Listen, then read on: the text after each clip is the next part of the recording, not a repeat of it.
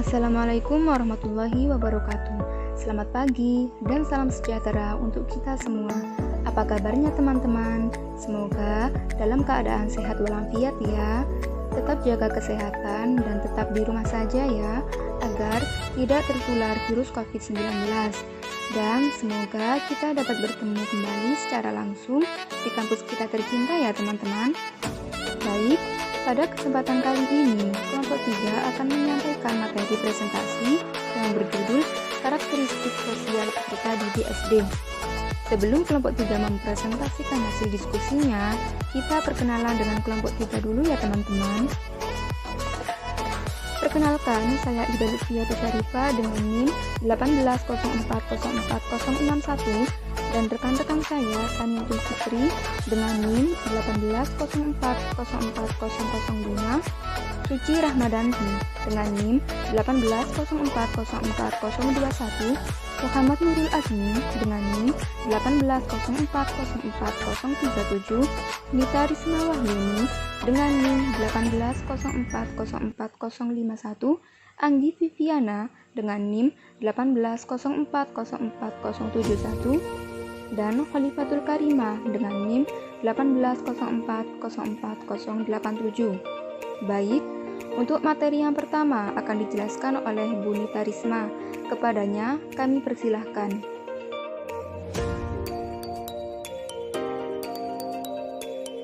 Pengertian karakteristik. Karakter menurut Pusat Bahasa Depdiknas merupakan bawaan, hati, jiwa, kepribadian, budi pekerti, perilaku, personalitas, sifat, tabiat, dan watak. Adapun berkarakter merupakan kepribadian, berperilaku, bersifat, bertabiat, dan berwatak.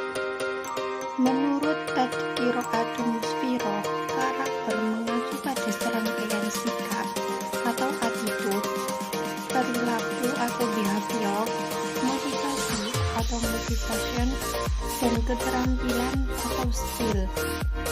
Karakter berasal dari bahasa Yunani yang berarti to map atau menandai dan memfokuskan bagaimana mengaplikasikan nilai kebaikan dalam bentuk tindakan atau tingkah laku. Sedangkan karakteristik yang berasal dari bahasa Inggris yaitu karakteristik yang artinya mengandung sifat khas dari sesuatu.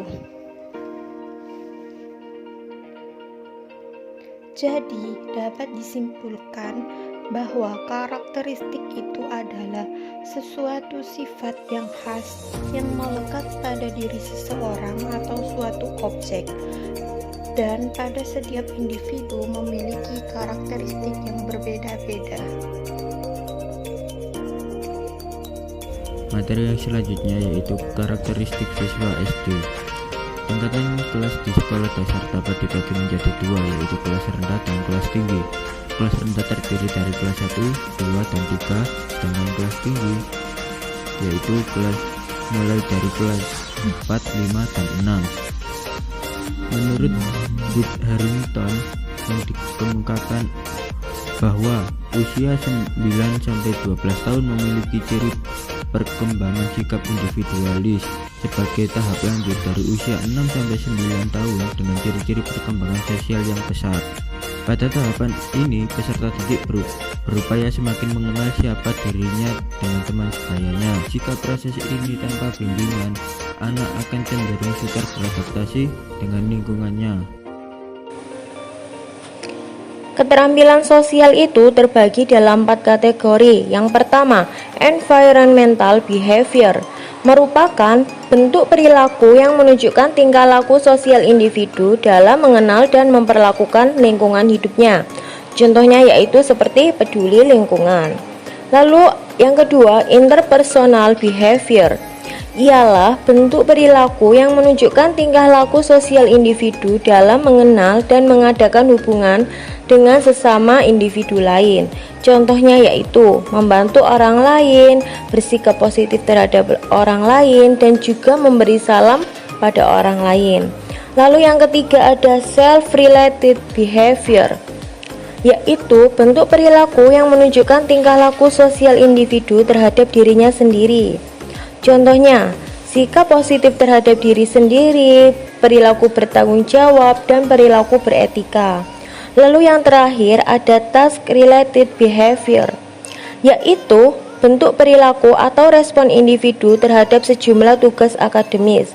Misalnya, perilaku mengikuti pelajaran, menyelesaikan tugas-tugas, dan yang terakhir mengajukan dan menjawab pertanyaan. Lalu selanjutnya dilanjutkan oleh teman saya. Baik, lalu yang selanjutnya yaitu keterampilan sosial. Keterampilan sosial itu sendiri yaitu kemampuan untuk berinteraksi dengan orang lain pada konteks sosial dalam cara-cara spesifik yang secara sosial diterima atau bernilai dan dalam waktu yang sama memiliki keuntungan untuk pribadi dan juga orang lain.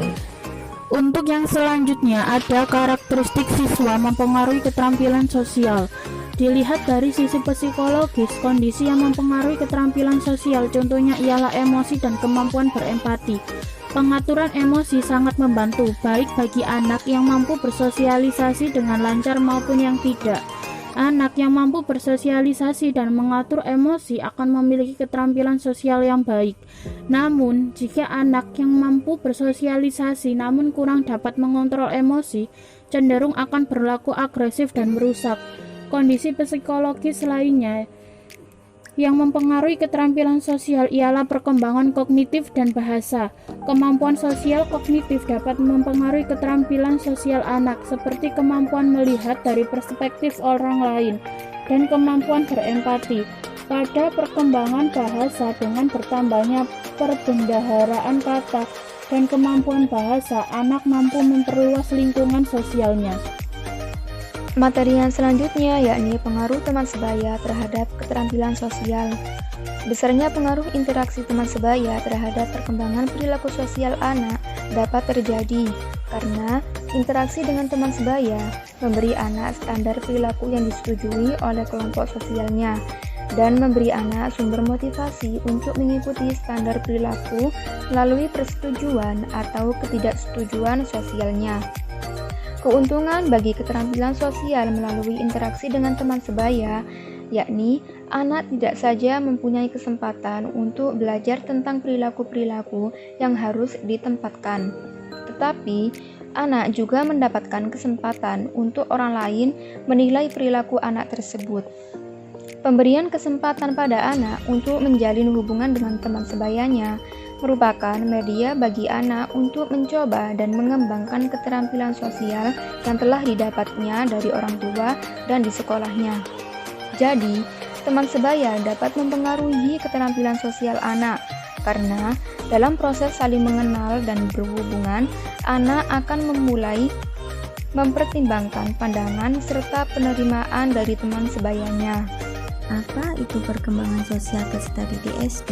Perkembangan sosial pada anak ditandai dengan proses pencapaian kematangan dalam kehidupan sosialnya, bagaimana dia menyesuaikan diri dengan lingkungannya, berinteraksi dengan lingkungannya, dan mengikuti aturan yang terdapat pada lingkungan sosialnya.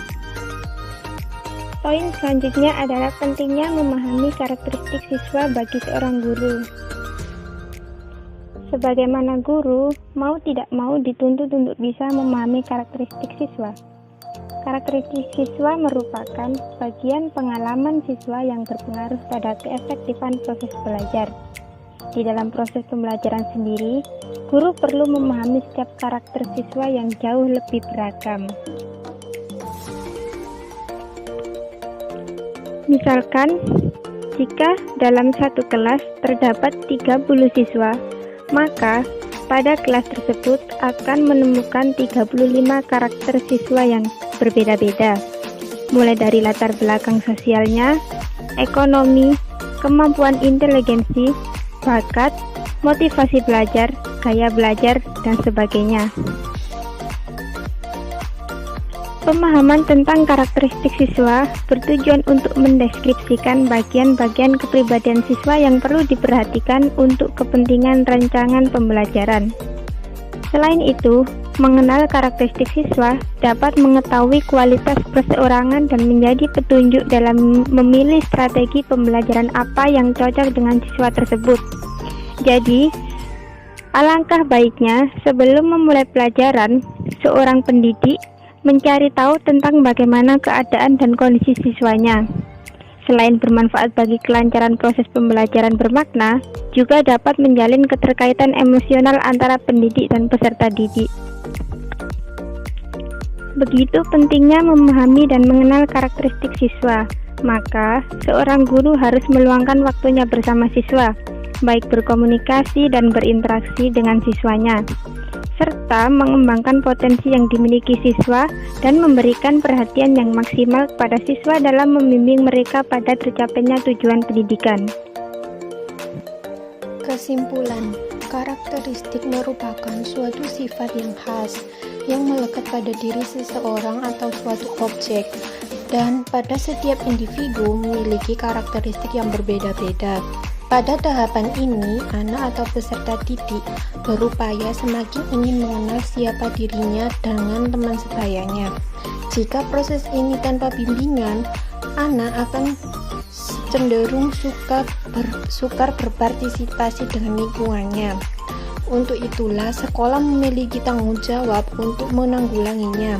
Adapun beberapa perkembangan pada anak usia 9-12 tahun diantaranya yaitu 1. Perkembangan kognitif, 2. Perkembangan bahasa, 3.